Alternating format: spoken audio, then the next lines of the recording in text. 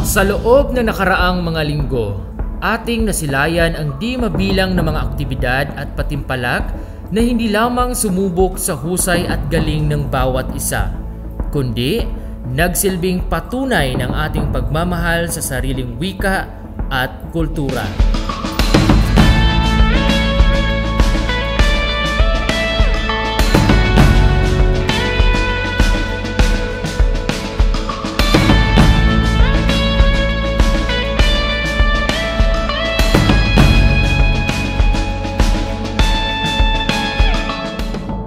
Magandang araw po sa ating lahat. Sa ngalan ng buong pamunuan, guro at mag-aaral, isang mainit na pagbati sa bawat isa habang ating ipinagdiriwang at ginugunita ang pagtatapos ng isang makabuluhang selebrasyon ng Buwan ng Wika taong 2025. Ngayong araw, sabay-sabay nating ipagdiwang ang tagumpay ng lahat, tagumpay ng pagkakaisa, tagumpay ng kultura at tagumpay ng wikang Filipino.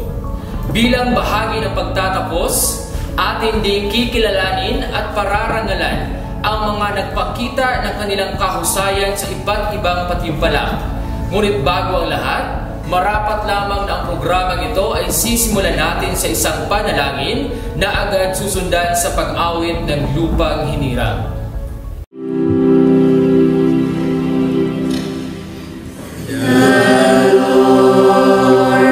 Bless you and keep you. The Lord lift His countenance upon you and give you peace. And give you peace. And give you peace. The Lord make His face to shine upon you. And be gracious.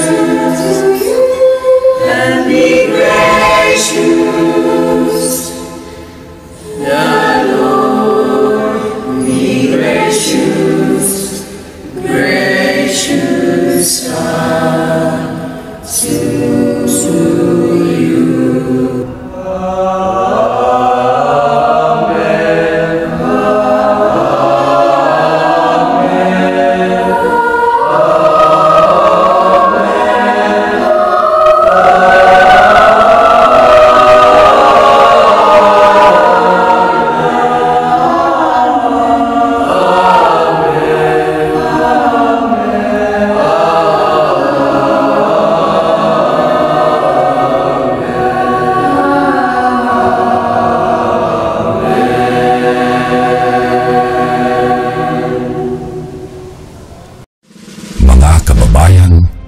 Pambansang awit ng Pilipinas.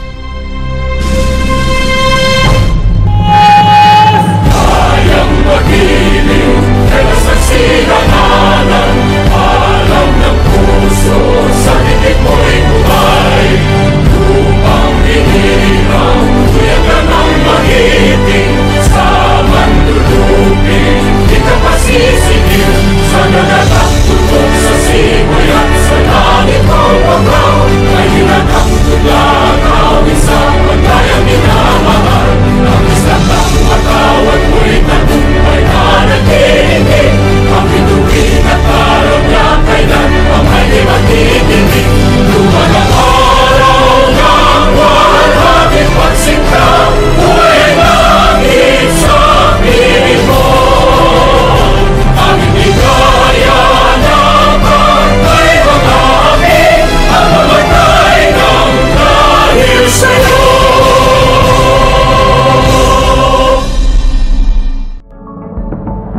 Muli, magandang hapon sa lahat. Ako si Ginoong Heart Alquizola, ang inyong tagapagdaloy sa hapon na ito para sa virtual na pagdiriwang ng ating Buwan ng Wika 2025. Upang formal na simulan ang ating pagdiriwang, inaayayahan ko ang isang guro na may puso sa wika, talino sa panitikan, at isang huwaran sa kaalaman. Bigyan natin ng virtual na palakpak, Binibining Susana M. Gonzalez. Sa ating butihing punong guro, Sister Eva R. Aringo SM. Sa ating school in charge, Sister Anne A. Villaflor SM. Mrs. Annalyn Abapo. Mga kapwa ko guro, at higit sa lahat sa ating mga masigasig na mag-aaral na nakibahagi sa makabuluhang pagdiriwang ng buwan ng wika, isang mapagpalang hapon sa ating lahat. Sa araw na ito, ating bibigyang wakas ang isang buwang pagdiriwang na hindi lamang nakatuon sa kasayahan, kundi higit sa lahat ay nagsisilbing pagpapaalala sa ating tungkulin bilang mga Pilipino. Ang pahalagahan at linangin ang ating sariling wika. Sa temang paglinang ng Filipino at katutubong wika, makasaysayan sa pagbuo ng bansa, nakita natin sa mga nagdaang gawain kung paano naging buhay ang ating pagkakakilanlan sa pamamagitan ng masining na pagtatanghal, makabayang pagtulak, at masiglang paligsahan. Ang lahat ng ito ay nagpapatunay na ang ating wika ay hindi lamang daluyan ng salita, kundi daluyan din ng kultura, kasaysayan, at ating pagkatao. Ngunit, ang pagtatapos na ito ay hindi nangangahulugan ng pagtatapos ng ating misyon. Sa halip, ito'y isang paalala na ang pagpapahalaga sa sariling wika ay dapat magpatuloy araw-araw, sa paaralan man, sa tahanan, sa ating pakikisalamuha sa kapwa. Kaya't habang isinasara natin ang tabing sa pagdiriwang na ito, naway manatili sa ating puso ang diwa ng pagiging makabayan. At naway, maging kasangkapan tayo upang higit pang paunlarin at ipagmalaki ang ating sariling wikang Filipino at iba't ibang katutubong wika ng bansa. Muli, isang masigabong palakpakan para sa ating lahat na naging bahagi ng matagumpay na pagdiriwang ng buwan ng wika. Maraming salamat at magandang hapon sa atin. Maraming salamat, Binibining Susan. Sa kabila ng pagod, oras at sakripisyong inilaan ng bawat kalahok, guro at taga-suporta, narating natin ang araw na ito, ang rurok ng ating pagdiriwang. Ang buwan ng wika ay hindi lamang simpleng selebrasyon. Isa itong paalala ng ating pagkakakilanlan bilang Pilipino sa salita, sa gawa at sa puso. Kaya sa puntong ito, atin munang balikan ang mga pagkakataon kung saan ang bawat mag-aaral ay nagpapakita ng kani-kanilang dedikasyon at pagmamahal sa bawat patimpalak. Piliin mo rin ang Pilipinas, kapulo ang kwintas ng pelas. Piliin mo, yakapin mo, kayamanan niyang likas. Piliin mo ang Pilipinas.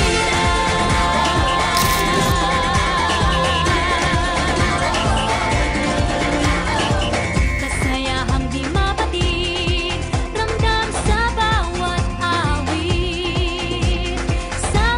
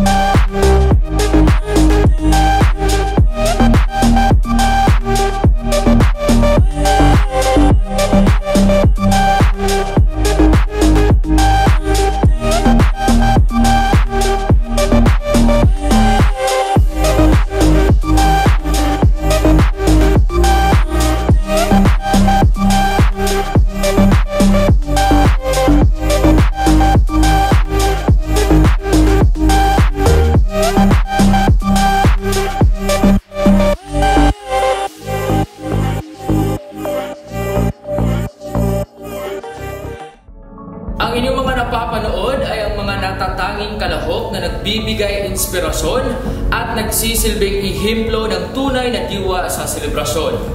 Bawat pagdiriwang ay higit na nagiging makabuluhan kapag ito'y pinagyaman ng talino, talento at pagmamahal sa sariling wika. At iyan ang ating nasaksihan sa kabuuan ng Buwan ng Wika. Noong ika-7 ng Agosto, sinimulan natin ang serye ng mga patimpalak sa pamamagitan ng Tagisan ng Talino mula sa mag-aaral ng Baitang 7 hanggang Baitang 11. Ipinamalas dito ang bilis ng pag-iisip at lalim ng pag-unawa sa wikang Filipino at kulturang Pilipino. Tunay na kahanga-hanga ang tapang at talinong ipinakita ng bawat kalahok.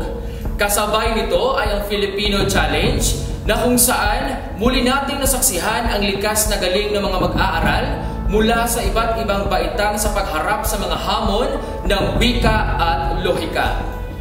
Kaya sa puntong ito ay ating bibigyang parangal ang mga nagwagi sa bawat patimpalak. Sisimulan natin sa Tagisan ng Talino. Para sa ika-7 grado, ang nakakuha ng gantimpala mula sa St. Augustine family, sina Michael Ray Abellanosa at John Cadirayat E. Lerio. Para naman sa ika-2 gantimpala ay nakuha mula sa St. Juan Diego, sina Jerome D. Dumagat Jr. and Anthony G. Biliota. At para naman sa nakakuha ng unang gantimpala ay mula sa St. Payo family, sina Aaron Michael A. Bendola and Nair L. Ginto. Para naman sa ika-2 grado, ang nakakuha sa ika-3 gantimpala ay mula sa St. Bernard family, Anthony Joshua L. Ilaya and Narwin R. Berdan. Para naman sa ika-2 gantimpala ay nakuha mula sa St. Lorenzo family, sina Gabriel Grant F. Arellano and Alexander James Tinamban.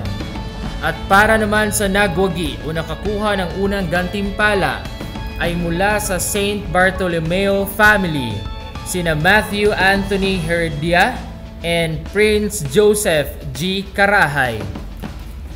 Para naman sa ika-9 na grado, ang ika-3 gantimpala ay nakuha sa St. Louis family, Kent John L. Salazar and Christian Joseph B. Patenio. Para naman sa ika-2 gantimpala ay nagmula sa St. Maximilian family, sina Lawrence Oliver Talidano and Chris Denmark J. Polestico. At para naman sa nagwagi o nakakuha ng unang gantimpala ay mula sa St. John Paul II family, sina Jonel A. Balubo and Saijan B. Sean. Para naman sa ika-10 grado, ika-3 gantimpala ay nakuha sa St. Dominic family, Charles Javen A. Sanchez and Prin Kian M. Amay. Para naman sa ika-2 gantimpala ay nagmula sa St. Andrew family, Jade B. Asenjo and Cyrus E. Reyes. At para naman sa nakakuha ng unang gantimpala ay nagmula sa St. Luke family, Jevi A. Aligarbes and Clifford Benz A. Orozco. Para naman sa ika-11 grado, sa ika-3 gantimpala ay nagmula sa St. John family, John Bern A. Eniego and Sean Kelvin De Los Reyes. Para naman sa ika-2 gantimpala ay nagmula sa St. Raphael family, Dave Aldwin Ibrahim P. Hatage and John Jeo A. Tagalog. At para sa unang gantimpala ay nakuha mula sa St. Gabriel family, James Ryan Tagalog and Mark Brian Kabungkag. At ngayon, dako tayo sa Filipino Challenge. Ang mga nagwagi para sa ika-7 grado ay nagmula sa Grade 7, Section A, Nair Ginto, Anthony Bilyuta, John Edward Monzales, Adrian Adonacion, Von Reuben Navarro, and John Kadirayat E. Lerio. Para naman sa ikalawang gantimpala ay nagmula sa Grade 7, Section E, Mark M. Caday, Joel Jr. J. Tabacon, Ronald Macmac, Darrell M. Utugay, Robert E. Upaon, and Jethro Lee J. Montecalvo.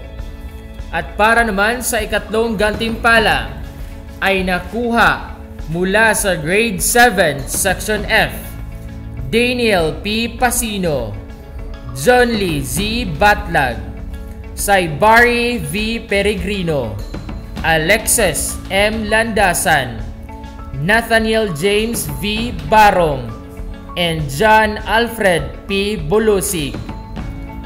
Dako naman tayo sa ikalawang grado. Para sa ikatlong gantimpala ay nakuha mula sa Grade 8, Section G, Arian D. De La Serna, Romnick C. Sinugaya, Giovanni Jr. Y. Palacio, Robert C. Dadivas, Mark Dave M. Balutabot, John Mark G. Molina. At para naman sa ikalawang gantimpala ay nakuha mula sa Grade 8, Section C, Ryan B. Inila, Jobert R. Bangis, Mark Jacob P. Marvas, John Rafael C. Palisan, Jacob Phil D. Abasolo, and Vince Kyle M. Gomez. At para naman sa nagwagi o ang nakakuha ng unang gantimpala para sa ikawalong grado ay nagmula sa Grade 8, Section H, Christian Roy A. Largado, Kent C. Barbosa, Joshua B. Evangelista, Kevin Garneth Y. Oyanggoren, Gabriel T. Lamigan, and Richan June D. Diniay. At para naman sa ikasyam na grado, ang nakakuha ng ikatlong gantimpala ay nagmula sa Grade 9, Section A, Nino O. Kataytay, Saijan B. Sean, Franz Eugene G. Dakuma, John Dave A. Bilbao, Junel A. Balubo, and Christian Joseph B. Patenio. Para naman sa ikalawang gantimpala ay nagmula sa Grade 9, Section B, Junril T. Sivare, Raven A. Purigay, Vince Lester N. Umayaw, Reniboy E. Austria, Miral S. Enderez, and Jurexel C. Abueme. At ang nakakuha sa unang gantimpala ay nagmula sa Grade 9, Section D, Aliasen R. Faisal, Vince Cedric Sabandal, Reynaldo Jaime, Jether Chan V. Laguna, Julimar C. Ugang, and Brian Antonio C. Milar. Ngayon naman, dako tayo sa ikasampung grado. Ang nakakuha ng ikatlong gantimpala ay nagmula sa Grade 10, Section F, Hurry A. Kadampog, Rico P. Bastasa, Edmond S. Baladad, Harold S. Cabides, Gerald I. Cabil, and Malcolm James Venturan. Para naman sa ikalawang gantimpala ay nagmula sa Grade 10, Section B, James Clark H. Kanya, Kyle P. Puli, Kent Ernest R. Katian, Raymark M. Patusa, Raylan O. Ibanez, and Nian Joseph Rodriguez. Para naman sa nakakuha ng unang gantimpala ay nagmula sa Grade 10, Section A, JV S. Vallespin, Bert Lawrence L. Cruel, James Guile M. Ozon, Josh Andrew D. Gargasairan, Joshua L. Cabriana, and Kent Logan R. Granada.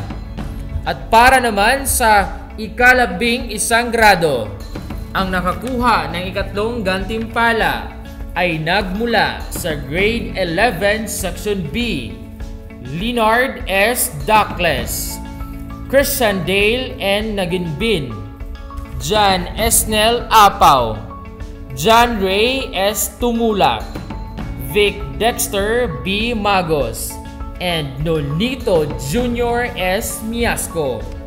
At para naman sa ikalawang gantimpala ay nakuha mula sa Grade 11 Section E, James Lay Favores, Renier T. Pille, John Paul V. Valle, John Eugene A. Tuling, Vincent Carl Gerardo, and Adrian D. Perez.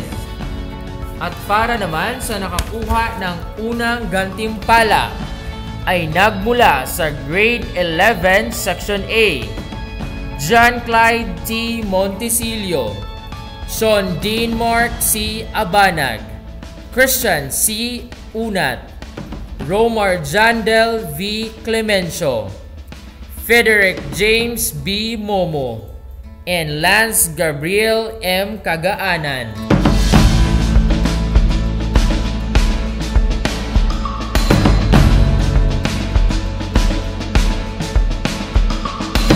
Sinundan naman ito ng iba't ibang patimpalak na nagpakita ng malikhaing paglapat ng kaalaman at talento. Kaya huwag na nating papatagalin pa. Narito, panoorin nating lahat.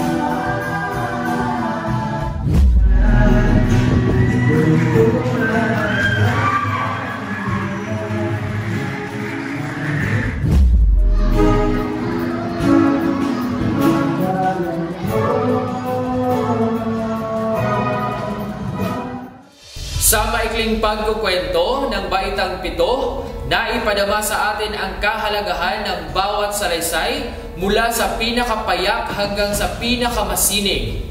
Sa Baitang 8 naman, ang malikhaing pagsasadula ay nagsisilbing entablado ng damdamin at realidad ng ating lipunan gamit ang wika bilang sandata ng pagpapahayag. Ang mga mag-aaral ng Baitang 9 ay nagpamalas ng lalim ng damdamin sa pamamagitan ng spoken word poetry na umantig at gumising sa damdamin ng bawat tagapakinig. At para naman sa Baitang 10, ang sayawit ay naging masiglang paglalakbay sa kultura ng Pilipino, isang pagsasanib ng awitin at galaw na puno ng kulay at kahulugan.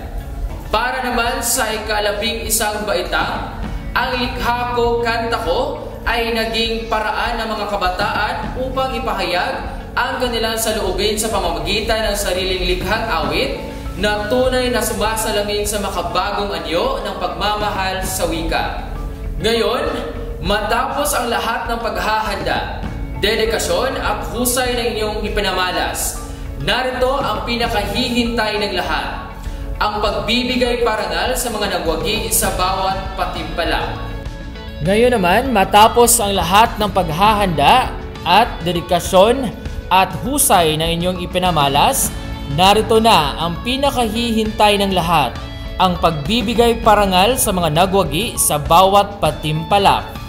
Sisimulan natin sa malikhaing pagkukwento para sa ika-7 baitang. Ika-3 gantimpala ay nakuha sa Grade 7 Section E, Aaron M. Bacalso. Para naman sa ika-2 gantimpala ay nakuha mula sa Grade 7 Section C, Edgar L. Maluluyon. At ang ating nagwagi para sa malikhaing pagkukwento ay nagmula sa Grade 7 Section A, Nair L. Ginto. At ngayon naman, dumako tayo sa malikhaing pagtatanghal, makasaysayang dula ng bayan para sa ika-8 grado. At ang nagwagi sa patimpalak na ito ay nagmula sa Grade 8 Section A. At ngayon, dako tayo sa Makata ng Bayan o Spoken Word Poetry para sa ika-9 na baitang. Ika-3 gantimpala ay nakuha sa Grade 9 Section F, Male Boy si Mabubay. Para naman sa ika-2 gantimpala ay nagmula sa Grade 9 Section B, Raven A. Porigay. At ang nakakuha sa unang gantimpala ay nagmula sa Grade 9 Section B, Jade P. Villanueva. At sa puntong ito, tayo ay dadako sa sayawit para sa ika-10 baitang. At ang mga nakakuha ng ika-3 gantimpala ay nagmula sa Grade 10 Section A, John Carlo A. Baoy, Kent Logan R. Granada, JV S. Vallespin, Ayan R. Iparagere, Cyrus E. Reyes, MJ P. Garbo, Prince Pet V. Celeste, Sam J. Villagonza, Jezreel C. Muralios, Francis Danley S. Tradio, and Johan Rex A. Diaz. Para naman sa ika-2 gantimpala ay nakuha mula sa Grade 10 Section B, Raymark M. Patosa, Welmar C. Ilumba, Prince John N. Miranda, Randel M. Felizarta, Paterno Jr. M. Pahuay, Kyle P. Puli, Francis Jeffy M. Ramada, Frances Amante, Clemente Enson, Mark Anthony G. Quintano, and Adrian J. G. Limango.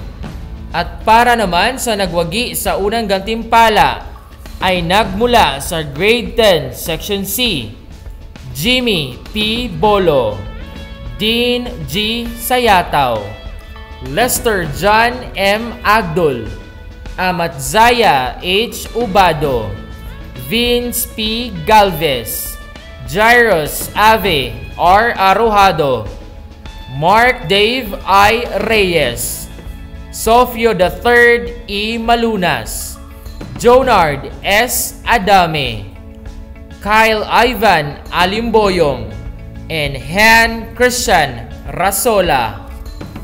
At ngayon, dako tayo para sa ikahuling patimpalak. At ito ang likha ko, kanta ko, para sa ika-11 grado. At ang nakakuha ng ikatlong gantimpala ay nagmula sa Grade 11 Section C, Neil Al J. Madagat, Rafael D. Condesa, Jake Anthony Isulana, Stephen Lee S. Uhano, and Matthew Christian M. Anticristo.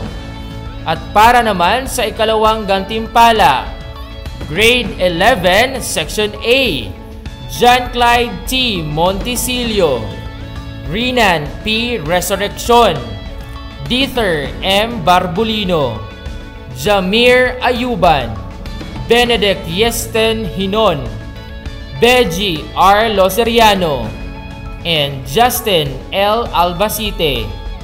At para naman sa unang gantimpala ay nakuha sa Grade 11 Section B, Joshua Rafael A. Lovitos, Erwin B. Rosales, Hill Lawrence S. Digulto, Ace James Lee Garote, Kyle Andrew G. Thomas, Mike Brian L. Kabungkag, and Zach A. Kalangian.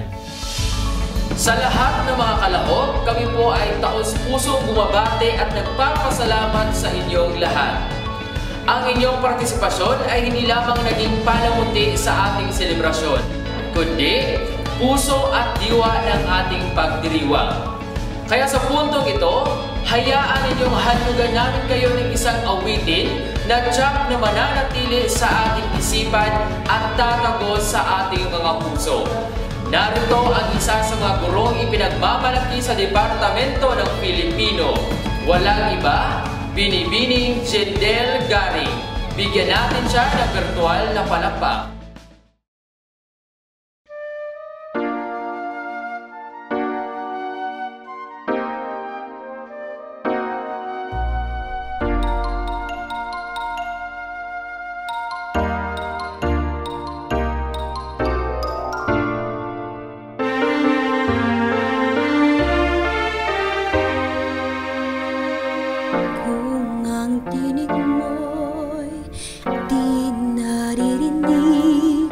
Ano nga bang halaga ng buhay sa daigdig? Darating bang isa ngayon at magbabago ang panahon kung ang bawat pagdaing ay laging pabulong? Aanhin ko pa dito sa mundo ang mga matang nakikita di totoo. Mangiting luha ang likuran at paglayang tanong ay kailan, bakit di natin isabog ang pagmamahal? Sundan mo ng tanaw ang buhay,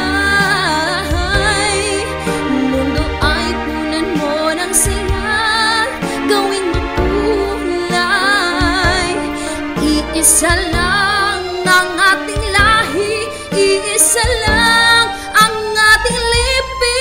Bakit di pagmamahal ang ialay mo? Pangunawang tunay ang siyang nais ko, ang pagdamay sa kapwa ng tiyan sa palad mo.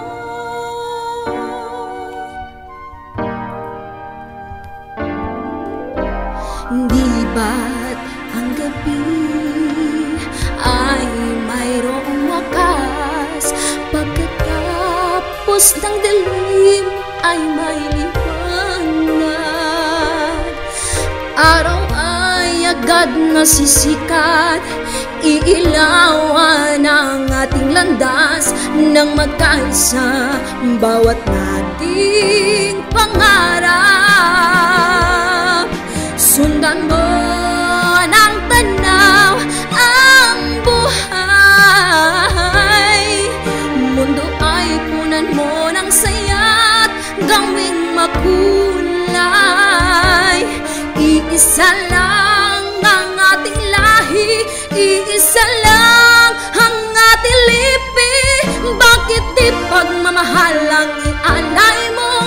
Pangunawang tunay ang siyang nais ko, ang pagdamay sa kapwa'y naniyan sa palad mo.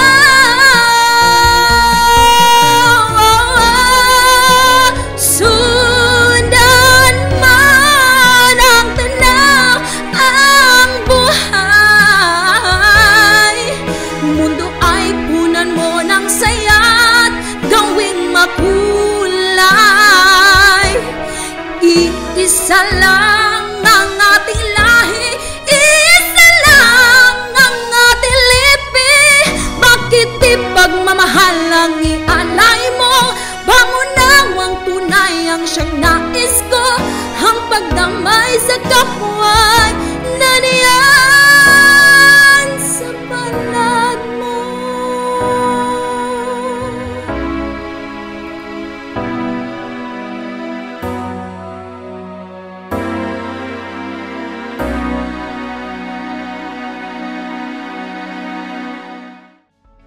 Muli, maraming salamat sa inyong lahat. Naway ang apoy ng pagmamahal sa ating wika ay patuloy na magsisilbing gabay sa ating mga puso. Mabuhay ang wikang Filipino, mabuhay ang kulturang Pilipino. Paalala lamang po sa lahat, huwag kakalimutan na maaari niyong kunin ang inyong mga premyo at mga sertipiko sa AVR pagkatapos ng programang ito. Maraming salamat. Ano tumabay? Mauna ka, sir. Mauna ka, sir. Ano mo ko daw ka, sir? Ha? Ano